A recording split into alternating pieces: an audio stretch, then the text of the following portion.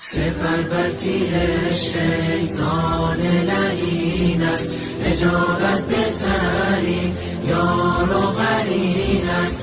مشو یک لحظه غافل خواهر من، که چشم خائنان اندر کمین است. نگر در سوره های نور و احزاب، که حکم خالق یزدان چنین است. زنی خوشبخت می گردد که راهش مسیر امهات المؤمنین است. سپر بر تیر شیطان لعین است، اجابت بهترین یار و قرین است.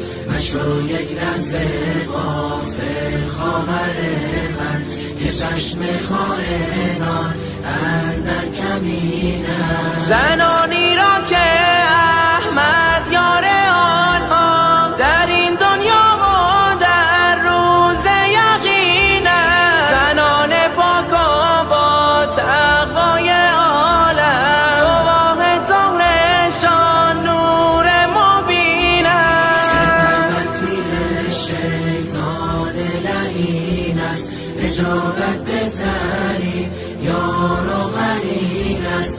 مشو یک لحظه غافل خواهر من، که چشم خائنان اندر کمین است. همان اسوه زن در حجابند، زنی که تابع اسلام و دین است. و هم خواهر اگر دوری از ایشان، بیا برگرد راه چاره همین است. سپر تیر شیطان لعین است، اجابت بهترین یار و قرین است. مشو یک لحظه غافل خواهر من، که چشم خائنان اندر کمین است. اسیر ظاهر و رنگ و هوایی، گمان کردی که خوشبختی همین است.